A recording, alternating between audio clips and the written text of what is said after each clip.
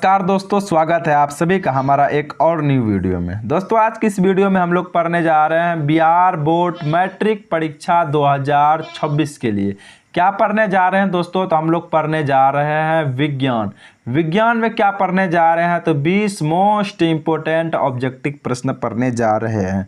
दोस्तों ये 20 वैसे ऑब्जेक्टिव प्रश्न है जो कि आपका बिहार बोर्ड में हर एक साल घुमा फिरा के पूछा जाता है। दोस्तों अगर आप इस वीडियो को शुरू से लेकर एंड तक देखते हैं और 20 प्रश्नों को पढ़ते हैं तो मैं आपको ये दिलासा दिला सकता हूँ कि 20 ऑब्जेक्टिव प्रश्न में से आपका 5 से 6 ऑब्जेक्टिव प्रश्न सीधे बोर्ड एग्जाम में देखने को मिलेगा।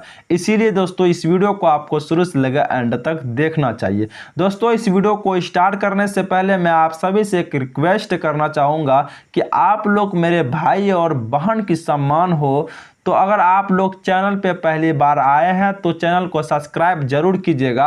अगर आप लोगों को वीडियो पसंद आएगा तो वीडियो को लाइक जरूर कीजिएगा। तो चलिए दोस्तों हम लोग बिना देर किए हुए इस वीडियो को स्टार्ट करते हैं और अपना सभी प्रश्नों को बारी बारी से पढ़ने की प्रयास करते हैं। तो देखिए दोस्तों हमारा सबसे पहला प्रश्न क्या कह रहा है, दाढ़ी बनाने में कौन सा दर्पण उपयुक्त होता है? तो दोस्तों दाढ़ी बनाने में हम लोग अवतल दर्पण का उपयोग करते हैं। अब यहाँ पे सवाल पैदा होगा कि उत्तल दर्पण का क्यों नहीं करते हैं, समतल दर्पण का क्यों नहीं करते हैं, अवतल दर्पण का ही क्यों करते हैं? तो दोस्तों इसके पीछे रीजन है। क्या रीजन है? अवतल दर्पण हमारा बड़ा प्रतिबिंब बनाता है। इसी कारण से दाढ़ी कहाँ हम लोग बनाने जाते हैं तो नाई के यहाँ जाते हैं, तो वहाँ पे नाई लोग क्या करता है, अवतल दर्पण का उपयोग करता है, क्योंकि अवतल दर्पण बड़ा प्रतिबिंब बनाता है। अगर हम लोगों की बाल थोड़ा छोटा भी रहेगा तो क्या होगा, तो बड़ा दिखने लगेगा और हम लोगों को क्या लगेगा, तो बाल बनाना पड़ेगा। इसीलिए नाई लोग क्या करता है, तो अवतल दर्पण का उपयोग करता है। क्यों करता है? ये बड़ा प्रतिबिंब बनाता है, इसी कारण से करता है। चलिए हम लोग क्वेश्चन नंबर 2 की ओर बढ़ते हैं। क्वेश्चन नंबर 2 देखिए दोस्तों हमारा क्या कह रहा है, विद्युत फ्यूज विद्युत धारा के किस प्रभाव पे कार्य करता है? तो ये दोस्तों हमारा ऊष्मीय प्रभाव पे कार्य करता है। ऑप्शन नंबर ए राइट हो जाएगा। चलिए हम लोग क्वेश्चन नंबर 3 की ओर बढ़ते हैं। क्वेश्चन नंबर 3 देखिए दोस्तों हमारा क्या कह रहा है, अम्ल का पीएच मान होता है। ये क्वेश्चन दोस्तों इंपॉर्टेंट है, आप ध्यान में रखिएगा। अम्ल का पीएच मान दोस्तों हमारा 7 से क्या होता है, 7 से हमारा कम होता है। ऑप्शन नंबर ए हमारा यहाँ पे राइट हो जाएगा। अब सवाल पैदा होता है कि क्षार का पीएच मान कितना होता है? तो क्षार का पीएच मान दोस्तों हमारा 7 से अधिक होता है और 7 के बराबर दोस्तों क्या होता है, ना ही क्षार ना ही अम्ल होता है। उदासीन विलयन का पीएच मान कितना होता है? तो 7 होता है। तो आपको पूछ लेगा उदासीन विलयन का पीएच मान, तो आप कहिएगा 7, और अम्ल का पीएच मान, क्षार का पीएच मान पूछेगा तो आप 7 से अधिक, अगर अम्ल का पूछेगा तो 7 से कम। तो इस क्वेश्चन का हमारा आंसर हो जाएगा अम्ल का पीएच मान 7 से कम। ऑप्शन नंबर ए राइट हो जाएगा। चलिए हम लोग क्वेश्चन नंबर 4 की ओर बढ़ते हैं। क्वेश्चन नंबर 4 देखिए दोस्तों हमारा क्या कह रहा है, किस धातु को चाकू से सरलता से काटा जा सकता है? देखिए दोस्तों चाकू से हम लोग 2 धातु को काट सकते हैं, आप ध्यान में रखिएगा। पहला लिथियम, दूसरा सोडियम। पहला लिथियम, दूसरा सोडियम। तो यहाँ पे देखिए लिथियम है तो लिथियम दोस्तों नहीं है, तो क्या है, सोडियम है। तो इसीलिए ऑप्शन नंबर डी हमारा राइट हो जाएगा। सोडियम को हम लोग क्या कर सकते हैं, चाकू से काट सकते हैं। चलिए हम लोग क्वेश्चन नंबर 5 की ओर बढ़ते हैं। क्वेश्चन नंबर 5 देखिए दोस्तों क्या कह रहा है, ऑक्सीजन के 2 परमाणुओं के बीच कितने आबंध पाए जाते हैं? आप इसको ट्रिक से याद रखिएगा। ऑक्सीजन के कितने परमाणु होते हैं? तो 2 परमाणु। इसके बीच कितने आबंध होते हैं? तो 2 परमाणु है तो 2 आबंध होते हैं। ऑप्शन नंबर बी हमारा राइट हो जाएगा। चलिए हम लोग क्वेश्चन नंबर 6 की ओर बढ़ते हैं। क्वेश्चन नंबर 6 देखिए दोस्तों हमारा क्या कह रहा है, मनुष्य के वृक्क की रचनात्मक एवं क्रियात्मक इकाई क्या है? तो दोस्तों ये हमारा नेफ्रॉन होता है। ऑप्शन नंबर डी राइट हो जाएगा। चलिए हम लोग क्वेश्चन नंबर 7 की ओर बढ़ते हैं। क्वेश्चन नंबर 7 देखिए दोस्तों हमारा क्या कह रहा है, 2 तंत्रिका कोशिका के माध्यम खाली स्थान को कहते हैं। देखिए दोस्तों एक कोशिका अगर इधर से रहे, एक कोशिका इधर से रहे, इसके बीच जो खाली स्थान बचा है इसको हम लोग क्या कहते हैं, तो स्नैप्स कहते हैं। ऑप्शन नंबर बी राइट हो जाएगा। चलिए हम लोग क्वेश्चन नंबर 8 की ओर बढ़ते हैं।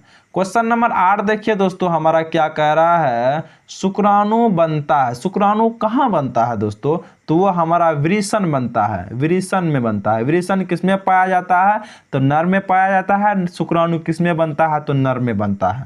तो ये भी आप याद रखिएगा। चलिए हम लोग क्वेश्चन नंबर 9 की ओर बढ़ते हैं। क्वेश्चन नंबर 9 देखिए दोस्तों, हमारा क्या कह रहा है, पुष्प पौधे में लैंगिक जनन किसके द्वारा होता है। तो दोस्तों ये हमारा फूलों द्वारा होता है। ऑप्शन नंबर सी राइट हो जाएगा। पुष्प पौधे में लैंगिक जनन किसके द्वारा होता है, तो फूलों द्वारा होता है, आप याद रखिएगा। चलिए हम लोग क्वेश्चन नंबर 10 की ओर बढ़ते हैं। क्वेश्चन नंबर 10 देखिए दोस्तों, हमारा क्या कह रहा है, पुष्प पौधे में लैंगिक जनन किसके द्वारा होता है। इसी क्वेश्चन को 2 बार दोस्तों पूछ लिया है। नहीं, यहाँ पे ऑप्शन क्या है, तो गलत दूसरा दिया हुआ है। तो पुष्प पौधे में लैंगिक जनन कैसे जल में होता है, तो ये दोस्तों हमारा खारे जल में होता है। ऑप्शन नंबर सी राइट हो जाएगा। चलिए हम लोग क्वेश्चन नंबर 11 की ओर बढ़ते हैं। क्वेश्चन नंबर 11 देखिए दोस्तों, हमारा क्या कह रहा है, पित्तरस कहाँ से स्रावित होता है। तो दोस्तों पित्तरस हमारा यकृत से स्रावित होता है। ऑप्शन नंबर बी राइट हो जाएगा। ये क्वेश्चन भी बायोलॉजी का है और इम्पोर्टेंट क्वेश्चन है, ध्यान रखिएगा। चलिए हम लोग क्वेश्चन नंबर 12 की ओर बढ़ते हैं। क्वेश्चन नंबर 12 देखिए दोस्तों, हमारा क्या कह रहा है, पत्तियों का मुरझाना किस हार्मोन के कारण होता है। कभी कभी आप देखते होंगे कि हमारा गाछ की पत्ती क्या होता है, तो मुरझाने लगता है। ये किसके कारण होता है दोस्तों, ये होता है एब्सिसिक अम्ल के कारण। ऑप्शन नंबर डी हमारा राइट हो जाएगा। चलिए हम लोग क्वेश्चन नंबर 13 की ओर बढ़ते हैं। क्वेश्चन नंबर 13 देखिए दोस्तों, हमारा क्या कह रहा है, लैंगिक गुणसूत्र का पूर्ण जोड़ा पाया जाता है। देखिए दोस्तों एक्स एक्स किस में पाया जाता है, तो मादा में पाया जाता है। और एक्स वाई किस में पाया जाता है, तो नर में पाया जाता है। तो जोड़ा किस में पाया गया, तो दोनों समान किस में पाया गया, तो नर में पाया गया। और मादा में, यानी हम लोग मादा में क्या पाया गया, तो एक्स पाया गया, तो जोड़ा में पाया गया। लेकिन नर में एक्स वाई दोनों पाया गया। तो यहाँ पे क्या पूछा है, तो पूर्ण जोड़ा, पूर्ण यानी पूर्ण का मतलब होता है जोड़ा, किस में पाया जाता है, तो ये दोस्तों स्त्री में पाया जाता है। ऑप्शन नंबर बी राइट हो जाएगा। चलिए हम लोग क्वेश्चन नंबर 14 की ओर बढ़ते हैं। क्वेश्चन नंबर 14 देखिए दोस्तों, हमारा क्या कह रहा है, निम्न में कौन पीयूष ग्रंथि से निकलने वाला हार्मोन है। पीयूष ग्रंथि से दोस्तों कौन सा हार्मोन निकलता है, तो वृद्धि हार्मोन निकलता है। ऑप्शन नंबर ए राइट हो जाएगा। चलिए हम लोग क्वेश्चन नंबर 15 की ओर बढ़ते हैं। क्वेश्चन नंबर 15 देखिए दोस्तों, हमारा क्या कह रहा है, निम्नलिखित में से किसका अपवर्तनांक सबसे अधिक होता है। यहाँ पे 2 क्वेश्चन आपका बनेगा, मैं आपको बना के दिखा दूंगा। यहाँ पे पूछा अपवर्तनांक सबसे अधिक किसका होता है, तो दोस्तों सबसे अधिक अपवर्तनांक होता है हीरा का। किसका होता है, हीरा का होता है। दोस्तों आपको यहाँ पे एक क्वेश्चन और भी पूछ सकता है, दुनिया की सबसे मजबूत पदार्थ कौन है, तो वो भी क्या है, तो हीरा दुनिया का सबसे मजबूत और कठोर पदार्थ के अंदर आता है। और सबसे अधिक अपवर्तनांक भी किसका है, तो हीरा का है। आप ये भी याद रखिएगा। चलिए हम लोग क्वेश्चन नंबर 16 की ओर बढ़ते हैं। क्वेश्चन नंबर 16 देखिए दोस्तों, हमारा क्या कह रहा है, अतिधारण के समय विद्युत परिपथ में विद्युत धारा का मान होता है। अतिधारण का मतलब ये होता है दोस्तों, जब आप तार में करंट फैलाएंगे तो उस समय तार की प्रभाव कैसे रहेगा, तो क्या होगा दोस्तों, आज बहुत अधिक बढ़ जाता है। ऑप्शन नंबर सी हमारा राइट हो जाएगा। चलिए हम लोग क्वेश्चन नंबर 17 की ओर बढ़ते हैं। क्वेश्चन नंबर 17 देखिए दोस्तों, हमारा क्या कह रहा है, वृक्क का आकार होता है। वृक्क के आकार कैसा होगा दोस्तों, तो ये वृक्क के ही आकार का जैसा होगा। ऑप्शन नंबर ए हमारा राइट हो जाएगा। जैसा क्वेश्चन वैसा इसका आंसर।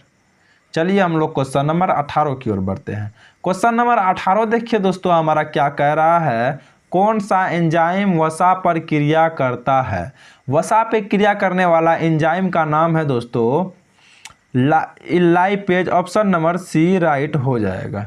चलिए हम लोग क्वेश्चन नंबर 19 की ओर बढ़ते हैं। क्वेश्चन नंबर 19 देखिए दोस्तों, हमारा क्या कह रहा है, पत्तियों में गैसों का आदान प्रदान कहाँ होता है। पत्तियों में दोस्तों गैसों का आदान प्रदान हमारा रंध्र द्वारा होता है। ऑप्शन नंबर बी यहाँ पे राइट हो जाएगा। चलिए हम लोग क्वेश्चन नंबर 20 की ओर बढ़ते हैं। क्वेश्चन नंबर 20 देखिए दोस्तों, हमारा क्या कह रहा है, निम्नलिखित में कौन एक उभयलिंग जंतु है। देखिए दोस्तों, उभयलिंग का मतलब पहले समझिए। उभयलिंग का मतलब होता है जिसके पास नर और मादा दोनों का गुण पाया जाता है, उसे हम लोग उभयलिंग कहते हैं। तो इसमें दोस्तों केचुआ एक ऐसे हमारा जंतु है जिसमें नर और मादा दोनों के गुण पाया जाता है। तो केचुआ हमारा क्या है, तो एक उभयलिंग जंतु है। ऑप्शन नंबर डी राइट हो जाएगा। तो यही था दोस्तों हमारा 20 ऑब्जेक्टिव प्रश्न। आप बताइए कि 20 में से आपका कितना सही हुआ। अगर दोस्तों 20 में से आपका 20 सही हुआ तो आपका तैयारी बहुत ही अच्छा लेवल तक है, और आप इसी तरह तैयारी करते रहिए। साइंस में आप अच्छे नंबर ला सकते हैं। अगर दोस्तों आपका 20 से कम आया तो आपको भी घबराने की ज़रूरत नहीं है। आप भी मेहनत करिए, आप भी अच्छा कर सकते हैं। दोस्तों मैं फिर वही कहूँगा कि अगर आप लोग चैनल पे पहली बार आए हैं तो चैनल को सब्सक्राइब जरूर कीजिएगा। अगर आप लोगों को वीडियो पसंद आया तो वीडियो को एक लाइक ज़रूर कीजिएगा। धन्यवाद। मैं फिर से हम सभी मिलेंगे दूसरा वीडियो में।